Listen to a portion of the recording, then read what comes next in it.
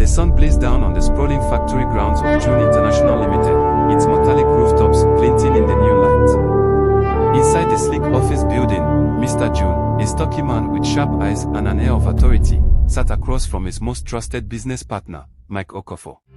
Mike, dressed in an immaculate white Isiergo shirt adorned with golden lion heads and a red cap perched neatly on his head, exuded confidence. Mike, Mr. June said in his accented English, leaning forward. In all my years, I have never seen a man so trustworthy. You handle my goods like they are your own. Mike bowed his head slightly, a subtle smile playing on his lips. Thank you, Mr. June. Your trust in me is a treasure I do not take lightly. Integrity is the soul of business, after all. Mr. June nodded. That is why I've decided to make you the sole distributor for West Africa.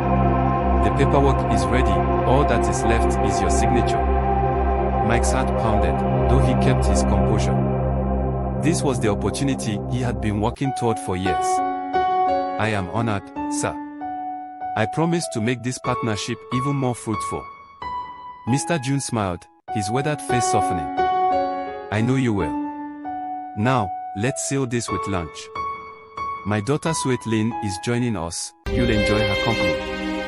Mike's curiosity piqued as he followed Mr. June to the private dining room. He had heard of Sweet Lynn, the CEO's only child, but they had never met. Little did he know that this encounter would change his life forever. The moment Sweet Lynn entered the room, Mike's breath caught. She was stunning, with porcelain skin, long jet black hair cascading down her back, and piercing eyes that held both intelligence and warmth. She wore a traditional chippa, but the elegance with which she moved made it seem like a queen's robe. Yet, what struck Mike most was the way she commanded attention without effort. Over lunch, Sweet Lynn proved to be as sharp as she was beautiful. She spoke of her role in the family business with passion, her voice laced with determination.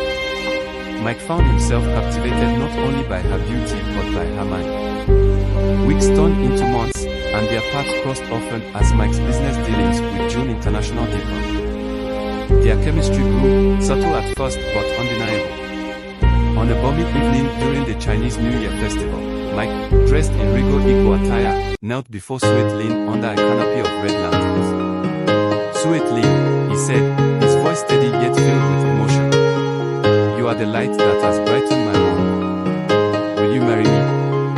Sweet Lynn's eyes welled with tears as she nodded. Yes, Mike. 1,000 times, yes. Their wedding was a grand affair, blending Igbo and Chinese traditions in a celebration of unity.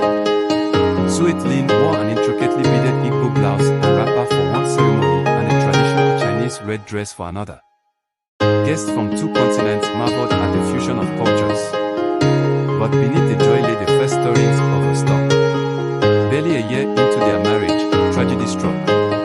Mr. June, the man who had been the cornerstone of both Mike's career and Sweet Lynn's life, collapsed during a board meeting. Despite the best efforts of doctors, he succumbed to heart failure. The funeral was a somber event steeped in Chinese traditions. Sweet Lynn, clad in white mourning attire, led the procession, her face pale and grief-stricken. Mike stood by her side, offering silent support. He knew the weight of responsibility that had now fallen on her shoulders, and he vowed to stand by her, or so it seemed.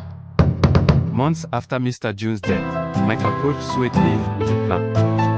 I need to return to Africa to expand the business.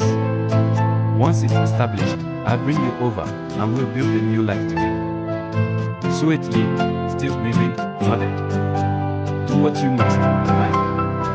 I trust you. But Mike's attention was far from over. Before leaving, he siphoned off company funds and shipped large quantities of them to Africa.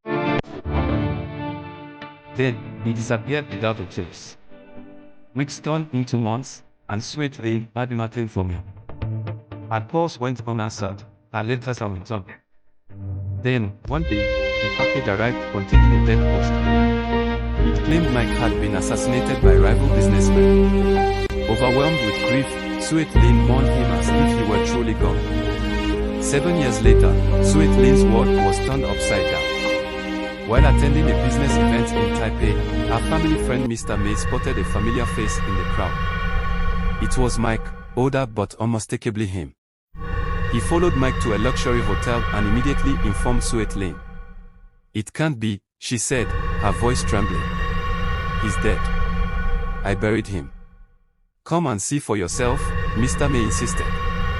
With a mix of fear and fury, Suet Lin confronted the man in the hotel room. Mike's face drained of color when he saw her. "Suet Lin, I can explain." Before he could finish, she pulled a gun from her bag, her hands shaking. "You lied to me. You betrayed me. Who are you?" Mike took a step back, his hands raised. "Suet Lin, please, listen." A shot rang out, silencing him forever. The trial was a media sensation. Suet Lin's defense was as shocking as her crime. "I did not kill my husband," she told the court. "I killed a ghost. My husband died 7 years ago. This man, this imposter, stole his face and his name." Her lawyers presented the death poster and other fabricated evidence Mike had sent. Witnesses testified to her grief after his death. The jury, swayed by the bizarre but compelling narrative, acquitted her. As she walked free, Suet Lin whispered to herself, "Justice is not always about the law."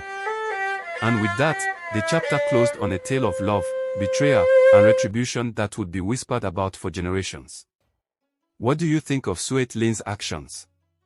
Was she justified or did she go too far? Share your thoughts in the comment section below. Let's discuss.